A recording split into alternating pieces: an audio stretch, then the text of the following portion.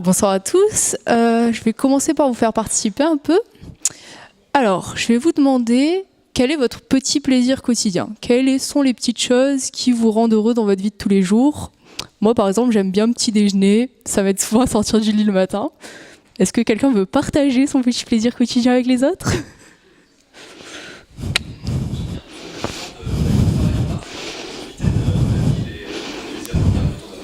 Ah, c'est sympa ça. On a un autre courageux.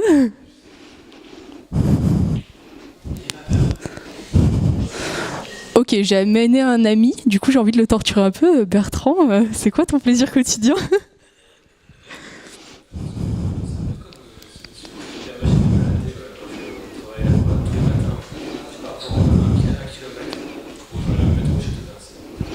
D'accord. Bon, une troisième réponse. Ouais.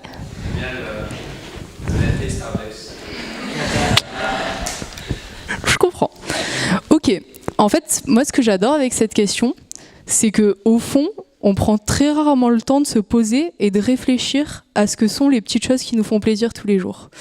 Et en fait, la raison pour laquelle on fait ça, c'est que quand il nous arrive quelque chose qui nous donne du plaisir, on a un système qui va s'activer dans le cerveau, un système assez archaïque, qu'on appelle le système de la récompense. Et en fait, il va fonctionner sur une loi très simple, c'est-à-dire tout ce qui nous donne du plaisir, on a tendance à le répéter, et à faire en sorte que ça réarrive, et tout ce qui est plutôt désagréable, on va tendance à l'éviter. Et du coup, ainsi, de façon en fait très automatique, vont se mettre en place nos petites habitudes de notre vie de tous les jours. Et... Oh, je voulais en venir où avec ça?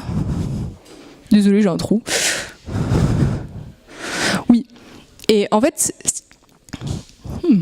ce qui est assez marrant avec ce système automatique, c'est que, du coup, comme je le disais, on le remet assez peu souvent en question. Et ça peut conduire à des situations assez marrantes. Donc, je vais vous prendre un exemple. Vous êtes tranquillement dans la rue, vous allez au boulot comme tous les jours, et vous savez, vous arrivez à ce passage piéton, vous appuyez sur le petit bouton là, qui permet que le feu piéton arrive plus vite au vert. Et en fait, ce qui est marrant avec cette situation, c'est que ça ne sert à rien d'appuyer sur ce bouton. C'est-à-dire que, en fait, ces boutons, c'est une idée des urbanistes dans les années 60.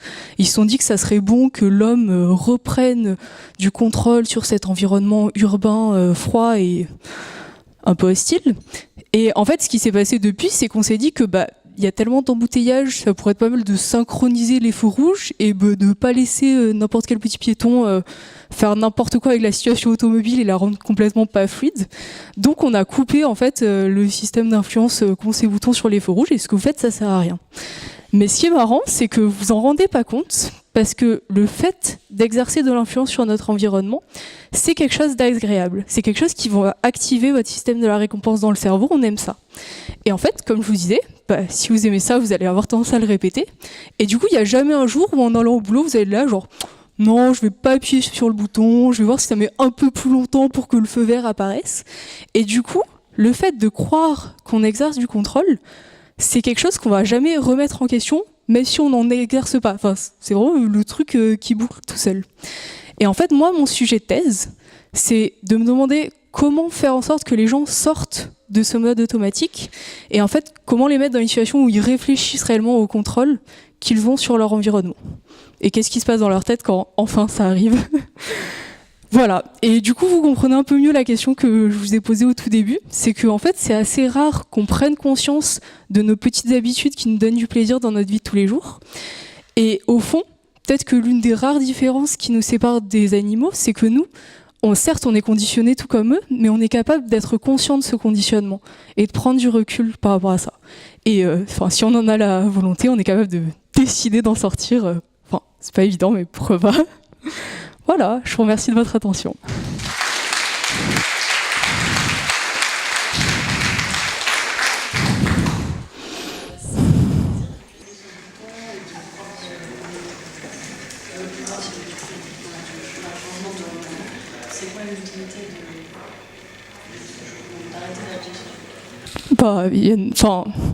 Alors, pour le bouton, je suis d'accord. Au fond, on s'en tape d'attendre 20 secondes en plus que le feu passe au vert. Et d'ailleurs, c'est pour ça qu'on nous les a laissés, en fait. C'est que les gens, juste, ça les rend heureux, même si ça sert à rien. Donc, on les a pas enlevés. Mais on peut imaginer des situations où il vaut mieux savoir si nos actions elles ont vraiment des conséquences ou pas.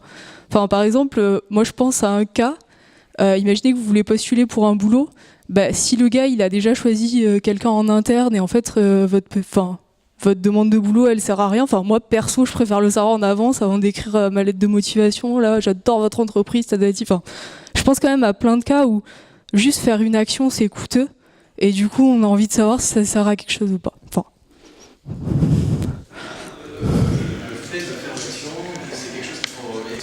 Le fait de croire qu'on est en contrôle en fait. Parce que faire du sport, ça rend pas heureux tout le monde. C'est plus un peu de la superstition qui est j'ai appuyé dessus, c'est passé au vert, c'est que c'est libre.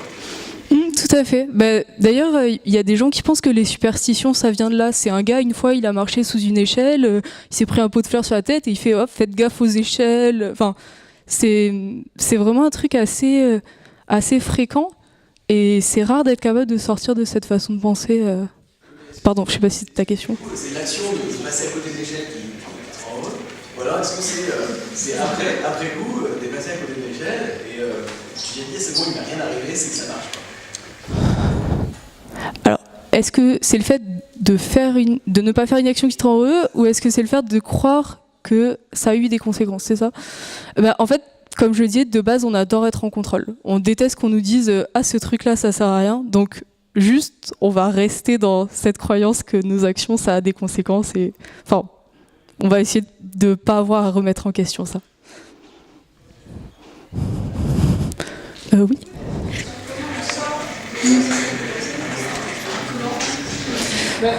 En fait, c'est assez marrant. Donc, j'ai fait 3 expériences où j'étais là, genre, bon, alors essayez de trouver les choses que vous contrôlez. Bon, c'est une petite expérience sur l'ordinateur, ils devaient trouver des machins. Et en fait, les 3 n'ont pas marché parce que juste les gens, ils n'arrivaient pas à voir si j'étais en contrôle ou pas. Donc, je suis toujours en train de chercher. Heureusement, je suis en 2e année de thèse, hein, j'ai encore du temps. Mais voilà. C'est